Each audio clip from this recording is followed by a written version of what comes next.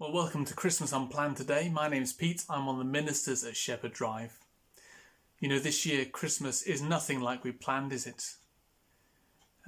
In fact, even though we've now got some clarity from the government about what the regulations will be over Christmas, who will be able to see and how, we still know in the back of our minds all it takes is one call from Track and Trace, and there's our Christmas plans once again in ruins.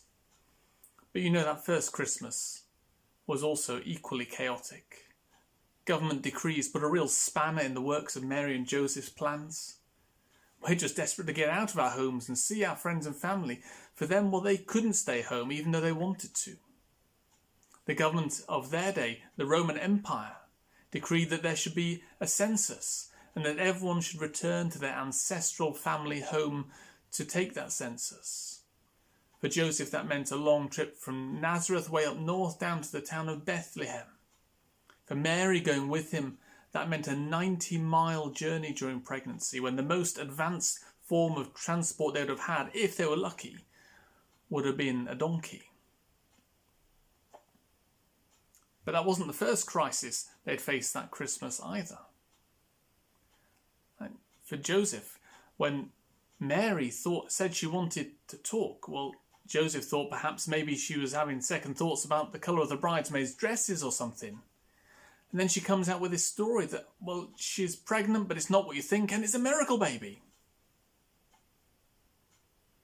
What must it have been like to be Joseph at that moment? All his hopes and dreams lay in ruins around him.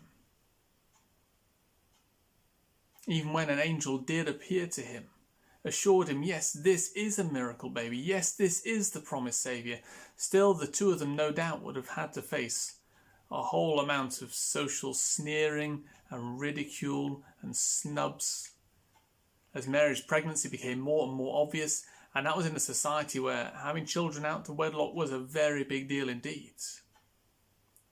But you see, the incredible thing is, this is the setting into which God chose to enter human history as a human being.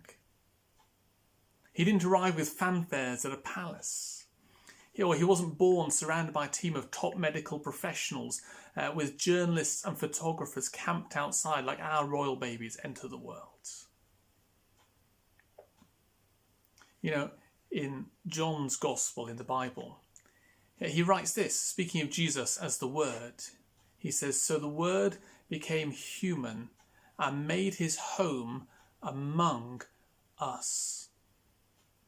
That is incredible. He came into that mess. That's a remarkable idea for a God. Most people think of God as far off and distant, as far too great to come and be involved with our lives. You know, this is a far greater kind of greatness. This is a greatness that chose to be made small, and that wasn't threatened by that decision as though he was going to lose his status. He was the only one, in fact, who planned to come into what looked like to everyone else such unplanned chaos. And so, you know, in that fact, there is great hope. Whatever you're facing this Christmas, maybe it's just a flatness after so many months of lockdown and virus worries and all the rest of it. Whether it's the pain of separation from loved ones, or whether it's a mess that you have got yourself into, whether it is events that are totally outside your control, whatever it is, here is your hope. God chose to come and to dwell in just such circumstances. And still today, he comes and dwells in just such circumstances. He walks alongside through all those kinds of situations with those who put their hand in his, who put their faith in him. You know, when Jesus was born, one of the names he was given was one foretold by the prophets many hundreds of years ago. It was the name Emmanuel, which very simply means God is with us. That is the hope of the Christmas message. That is great hope for 2020. If you want to know more about the Christmas hope that is absolutely the heart of everything that Christmas is about, we're giving away a free book this year. Here it is, A Very Different Christmas, just a little book. You can pick up a copy from the holders outside the main entrance to the church. If you can't get up to the church, do get in touch with us and we'll gladly get a copy to you. I'd love to recommend that to you. Do take it, have a read, discover more about what Christmas is all about and the reality of the hope that it speaks of to us, that impacts our lives today. This is also a video with bonus features. We found a great video online that explores what that first Christmas may have been like from Joseph's perspective as his world was turned upside down.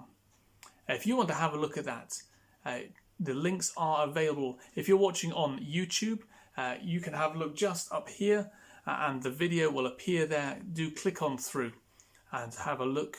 If you're on Facebook, have a look up there in the post. The details will be there. Well, have a great day. We'll be back on Thursday with more videos from Christmas Unplanned.